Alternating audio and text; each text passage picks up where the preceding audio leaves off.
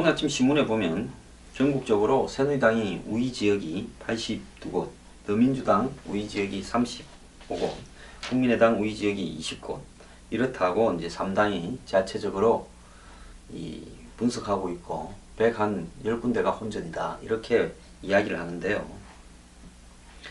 제가 생각할 때 이 혼전 지역이 이것보다 더 된다고 봅니다. 제가 생각할 때는 혼전을 불러일으키고 있는 지역이 130곳 정도 된다 이렇게 보고 있고요. 지금 솔직히 절반 줌도 확정이 되지 않았습니다. 그래서 남은 기간 동안에 절반이 넘는 지역이 흐름이 뒤바뀔 가능성이 있는데요. 새누리당이 총선에 좀 진지하게 임하였으면 하는 생각입니다. 왜냐하면 역대 비슷한 성격의 야당이 세 개로 분열되어서 총선에 임하는 경우가 별로 없었습니다. 대부분 단일화가 됐죠. 그런데 지금 더불어민주당, 국민의당, 정의당, 그래서 정당 지지율이 정의당은 뭐 한 7, 8%, 국민의당은 한 8에서 12%, 그리고 더민주당은 뭐 한 20에서 25% 사이 이렇게 지금 지지율이 나오고 있는데요. 야당의 지금 이 지지율의 합계를 한번 더 해보십시오. 자, 더민주당이 한 23이다 칩시다. 국민의당이 뭐 한 11쯤 된다 칩시다. 그리고 이 지금 정의당이 한 8% 된다 치면 이거 합치면 지금 얼마 나옵니까? 이거 합치면요 44원 나옵니다. 이 당의 지지율이 좀 많이 나온 걸 합치면 50%를 훌쩍 넘어갑니다. 근데 새누리당 지지율은 지금 얼마입니까? 30, 한 3부터 시작해서 30, 한 7 사이 아닙니까? 야당의 지지율 합계가요, 그 여당보다 훨씬 높습니다. 그렇지 않습니까? 경우에 따라서 한 10% 정도 더 높습니다. 자, 이런 상황에서 새누리당이 이번 총선 결과를 자신하는 이유는 오직 야당의 분열, 전체적으로 유권자의 합계는 야당 성향 유권자들의 이 합계가 새누리당에 지금 지지하는 유권자의 합계보다 한 10% 정도가 높은 상황입니다.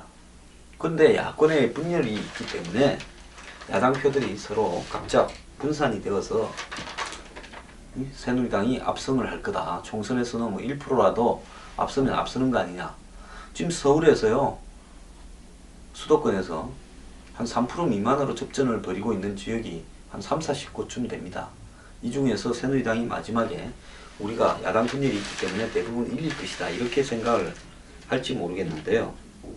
저는 이런 생각이 굉장히 위험하다 이렇게 보고 있습니다. 과거에도 야당 분열이 된 적이 있지만은 야당 분열이 되어 있다 하더라도 선거가 임박해지면 막상 지금 어느 당을 지지할 거냐 하는 거하고 실제로 적극 투표청이 투표를 할 때는 달라지는 겁니다. 자, 새누리당도 싫고 더불어민주당도 싫은 사람들 많죠. 어느 당을 지지할 거냐 하면 국민의당이나 정의당 지지한다고 할 겁니다. 그런데 그 사람들 중에 상당한 사람들은 무당파 중도 성향이라 가지고 이 성향을 가진 사람들은 투표에 적극적이지 않습니다. 그리고 야당의 핵심 지지층, 더불어민주당의 핵심 지지층은 투표율에 대해서 매우 적극적이죠. 자, 지금 보수, 그 다음에 여당 성향의 지지 성향을 가진 사람은 이번 투표에 솔직히 제 주변을 둘러봐도 투표 안 한다는 사람이 많고 적극적이지 않습니다. 자, 이런 상황일 때 실제 적극 투표층에서의 지지율은 매우 다르게 나올 수 있다는 겁니다. 자, 지금 야당을 해서 보면 호남에서 28곳 중에서 한 20대 8로 자기들이 우세하다라는 것이 국민의당 입장인데요. 자, 국민의당이 호남에서 한 2대1 정도로 더불어민주당에 이겨서 지역 정당이 된다면 이제 그걸 흔히 호남 자민련이라고 그러죠. 옛날에 자민련이 보면 한때 대부분의 의석이 충청도에서만 있었지 않습니까? 그래서 그것도 대전 충남에서만 주로 있었죠. 그래서 그런 어떤 정당이 할 수 있는 역할은 지역 정당화되어서 별로 없었기 때문에 이번에 국민의당을 통한 호남 자민련화에 대해서 야당 지지자들이 과연 그런 길을 선택할 것인가? 안 그러면 문재인이 보기 싫고 친노 보기 싫고 김종인 씨 과거 전력이나 이런 게 싫어도 어쩔 수 없이 제1야당을 밀어줘서 대선까지 가는 과정에서 힘을 실어줄 것인가? 이런 부분에 대한 논란이 좀 남아 있습니다. 자, 이제 아마 남은 기간 동안에 이 호남 자민련 이야기가 나올 거고요. 국민의당 안철수 찍으면 새누리당 된다. 이제 이 이야기를 끄집어내기 시작을 할 겁니다. 그러면서 그런 것들이 SNS 상에 도배를 해 나갈 거고, 그런 속에서 야당 지지자들이 실제 투표에서도 지금과 같은 지지 성향을 유지할 것인가 의문인데요. 지금 문재인은 호남에 가겠다 이러는데 김종인은 선거운동을 되도록이면 하지 말고 호남에도 안 와야 된다 이렇게 이야기를 하고 있습니다. 어제 호남에 광주에 정준호 후보인가 하는 후보는 문재인이 대선에 안 나겠다고 대선 불출마 선언을 하라, 호남에는 올 생각을 하지 마라 이런 이야기도 했습니다. 그래서 이 문재인의 선거 유세를 둘러싸고 한마디로 지금 이 더민주당 내부에서 또 광주에서 여러 가지로 시끄러운 일들이 벌어지고 있는데요.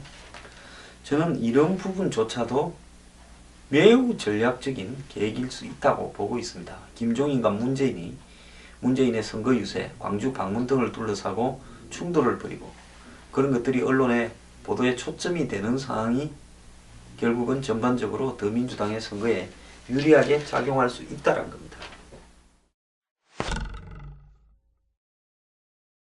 이 와중에 양향자 씨가 등장하기 전에 원조 광주의 딸이었던 권은희 전 수서경찰서 수사과장, 지난 보궐선거에 당선되어서 지금 이번에 그 공천을 못 받을까봐 탈당해서 국민의당에 가서 선거에 다시 나왔죠. 광주 광산을입니다. 포스터를 내걸었는데요.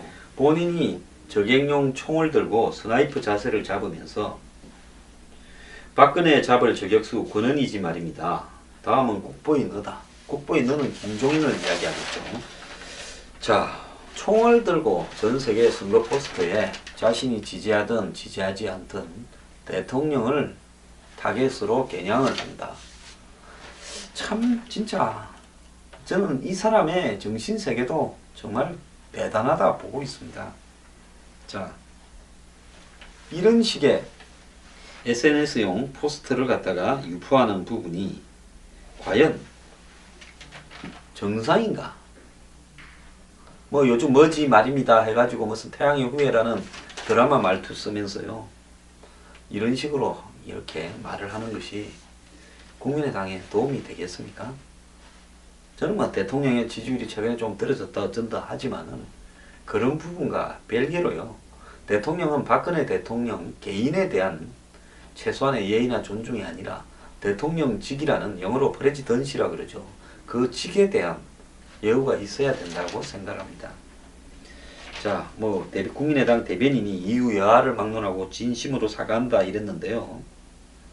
자, 이 사람요, 지금 권은희 후보 김용팔 전 청장 재판에서 위정을 한 혐의로 작년 8월에 기소되어서 현재 재판이 진행 중에 있는 상황입니다. 권은희 의원 정신 차리기 바랍니다. 아직도 본인이 광주의 딸이라고 착각을 하십니까? 미래경영연구소에서 회원을 모집합니다. 미래경영연구소 회원은 황장수의 뉴스브리핑, 출판, 강연 등 모든 사회를 개혁하기 위한 활동을 저와 함께 하게 될 것입니다.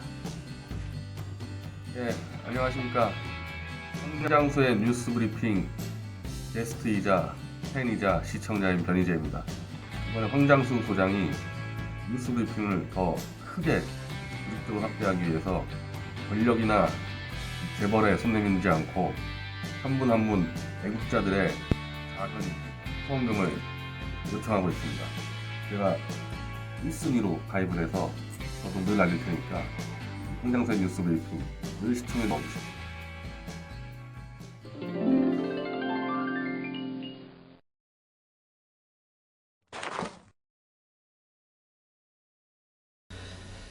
자, 4.13 총선과 관련해서 공약들이 많이 나왔는데요. 제가 지난번에 뭐 전월세 대책이 정부가 없다고 하니까 어떤 분이 또 제 댓글에 유튜브에 댓글을 달아가지고 무슨 전월세 뭐 그런 걸 갖다가 정부가 어떻게 하냐, 시장에 따라가는 것이지 어쩌고 하는데요. 자, 한번 봅시다. 오늘날 주택 문제가 왜 생겼습니까? 근원을 따지고 간다면 노무현 대통령 집권 전후를 해서 두 차례 있었던 이 주택 가격 폭등이 있었지 않습니까? 그때 왜 생겼습니까? 정부가 의도적으로 당시 IMF 이후에 지속되는 불황을 탈출한다고 돈을 풀었고요. 또 노무현 정권에서 어떻게 했습니까? 행복도시, 기업도시, 혁신도시, 무슨 뭐 경제자유구역 비롯해서 골프장부터 200조가 넘는 토지 보상금을 풀면서 그 돈들이 서울에 버블 세븐이라고 불리는 한마디로 강남 등 노란자이 땅에 투기로 오면서 그것이 전 서울 수도권 지역으로 번져가면서 부동산 가격 폭등을 가져오지 않았습니까? 자, 정부가 정책으로 부동산 가격을 살리지는 못할 망정 폭등을 가져와 놓고 그걸 갖다가 이 시장이라니요. 정말로 시장에서 주택을 팔고 사고 하는 일을 정부가 손을 아예 떼고 내버려 뒀다면 이렇게 폭등할 일도 없었을 겁니다. 자연스럽게 수요와 공급에 따라서 가격이 정해졌겠죠. 자, 한국처럼 좁은 땅에서 많은 사람이 살고 있고 또 아파트나 이런 부분들을 투기의 대상으로 삼아서 정부가 언제부터 아파트 가격 폭등이 생겼습니까? 노태우 대통령 때 91년 전후를 해서 올림픽을 앞두면서 분당 일산 신도시를 조성하고 이러면서 부동산 가격 폭등이 생긴 거 아닙니까? 원조는 또 강남의 원조는 언제입니까? 70년대 초중반에요. 한마디로 신도시 건설한다고 강남에다가 선을 구획을 그어서 거기에 부동산 가격을 폭등을 시키는 일종의 땅 투기를 주도해 왔지 않습니까? 지금 오늘날까지요. 대한민국의 부동산이나 아파트 가격 폭등을 주도한 사람은 다름이 아니라 항상 정부였습니다. 70년대, 그 다음에 90년 전후에서 또 2002년, 또 2006년 이렇게 네 차례의 부동산 가격 폭등이 있는 과정에서 정부가 돈을 풀고 정부가 의도적으로 폭등을 조장을 했습니다. 그런데 전월세 대책을 시장에 맡겨야지 정부가 집을 어떻게 하라고요? 정부 할 수 있는 게 뭐냐고요? 그래서 제가 이런 말을 하면 제가 좌파입니까? 요즘 저한테 대한 공격이 좀 더 조직적으로 들어오는데요. 황장수 좌파다. 제가 이렇게 말하는 상식적인 걸 좌파라 하는 사람은요. 그 사람의 머리가 굉장히 굳어서 썩어서 안 그러면 솔직히 말하면 본인이 우파라고 믿는 가짜 자유시장 경제에 의해서 본인의 혜택이 엄청난 사람이거나 안 그러면 그걸 통해서 돈을 엄청나게 버는 사람이거나 둘 중에 하나일 겁니다. 자, 정부가 이렇게 부동산 폭등을 가져왔고 돈을 풀고 정책적으로 의도적으로 띄웠습니다. 그러면서 그 사이에 집이 있는 사람과 없는 사람의 신분의 격차가 너무 벌어졌고요. 요즘 새로 사회에 나서는 젊은이들 한번 보십시오. 열심히 안 쓰고요. 삼각김밥 먹고 돈을 모아봤자 집을 살 수가 없어서. 제가 어제 어떤 분을 잠깐 만났는데요. 그제 이럽디다. 강남에서 좋은 학교 보내서 가해 엄청나게 하면서 한마디로 재벌 회사에 들어간 젊은 애들도 희망이 없다고 하면서 사는 맛이 안 난다는 겁니다. 왜? 부모의 도움 없이는 걔도 집 사서 정상적인 사회생활을 하는 것이 쉽지 않다는 겁니다. 그런데 대다수의 젊은이들은 그 사람보다도 훨씬 못한데 그 사람들에게 내가 성실하게 노력을 하고 내가 잘못한 게 아무것도 없는데 최소한의 집 하나도 구하기가 어렵다는 것은 이 세상이 정상이 아닌 것이고 누가 이렇게 만들었냐 책임을 따지고 들어가면 부동산 문제에서는 정부의 책임이 있는 겁니다. 그래서 주거안정대책으로 공공임대 확대에 대해서 한 목소리를 내고 있다 이러는데요. 결국 이런 것들이 뭡니까? 선거 때 원발의 오줌 누기식으로 산만하게 이야기했다가 선거만 끝나면 또 그만입니다. 지금 한번 보세요. 대선 때마다 보금자리니 행복주택이니부터 해서 신도시니 해결 제대로 된 게 있습니까? 공공임대주택을 확대하겠다고 했지만은 그 공공임대주택이 주거 문제를 해결한다고 믿는 국민들은 아무도 없습니다. 그래서 이번에 내놓고 있는 공공임대주택 확대 계획도 결국은 누구도 믿지 않는다는 겁니다. 새누리당 뉴스테이지 조기 정착 빈집 리모델링으로 1인 임대가구 지원, 더불어민주당 국민연금기금 투자로 공공장기 임대주택 확충, 공공임대 확대로 청년층 주거난 개선, 그 다음에 국민의당 청년희망 임대주택 10만 가구 조성, 정의당 반값 임대주택 매년 15만 가구 공급. 정주영 씨가 대통령에 났을 때부터 반값 아파트 이야기 했는데요. 반값은커녕 더불어 갔습니다. 아파트 가격은요. 자, 요즘 또 기가 찬 이야기를 하고 있습니다. 최저임금 많은 시대가 열릴까 했는데요. 여기에 지금 앞장을 서고 있는 당이요. 또 새누리당도 하고 있습니다. 뭐 정의당같이 집권이 현실적으로 희박한 당이 뭐 10,000원 하든 15,000원 하든 그건 별로 중요한 게 아닌데요. 새누리당이 최저임금을 단계적으로 인상하겠다는 공약을 내놨습니다. 많이 올라가면 9,000원까지 갈 수 있다. 새누리당 설명이라고 합니다.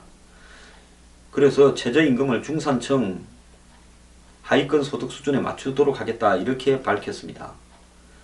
그래서 근로장려세제, 보통 영어로 EITC라고 하죠. 소득 일정 금액 이하인, 연소득 1,700만원 이하인 저소득층 가구에 근로소득 금액을 기준으로 산정한 근로장려금을 세금 환급의 형태로 지급한다는 겁니다. 이거는 이 세금을 역으로 내는 게 아니라 돌려준다는 거죠. 이 근로장려세제, 미국에서도 이걸 도입해야 된다. 저소득층에 이야기가 많이 있었습니다. 위기는 왜 반복되는가 하는 그 미국의 노동부 장관을 한 사람이 쓴 책에 보면 이게 한 20년 전에 처음 나왔죠. 그래서 새누리당은 최저임금을 단계적으로 인상하는 것이 필요하지만 더불어민주당 공약처럼 최저임금을 기업 부담만으로 많은 수준까지 인상하면 영세기업의 부담이 커지기 때문에 근로장려세를 적극 활용해서 소득 분배 상황을 개선하는 것이 바람직하다. 이러면서 단계적으로 최저임금을 받는 가구의 소득이 중산층 하위 수준까지는 도달하도록 현재 가구당 170만원 수준인 이 근로장려세 혜택을 2020년에 3배 수준으로 늘리겠다. 이렇게 이야기를 합니다. 자, 더민주는 최저임금을 만원까지 갖고 가겠다. 이렇게 하는데 새누리당은 2000년 그러니까 20대 국회 안에 8,000원 정도 올리고 그 다음에는 한 9,000원까지 되도록 근로장려세제를 올려가겠다. 이렇게 이야기를 하고 있습니다. 그래서 9,000원이라고 명확하게 이야기하지 않고 제목에는 항상 9,000원 이렇게 실리도록 하면서 8,000~9,000원까지 올리겠다. 즉 20대까지 2020년까지 8,000원, 많게는 꼭 9,000원까지 올리겠다. 이렇게 이야기를 하고 있습니다. 올해 2016년 최저임금이 6,030원입니다. 제가 미국에 이 최저임금이 7.25달러다 이야기를 했고 이 부분에 대해서 샌더스 등이 이 부분을 올려야 된다라는 부분에 15달러까지 올려야 된다 주장이 있고 또 시애틀 등에서 그런 것이 시의 조례로 채택했다.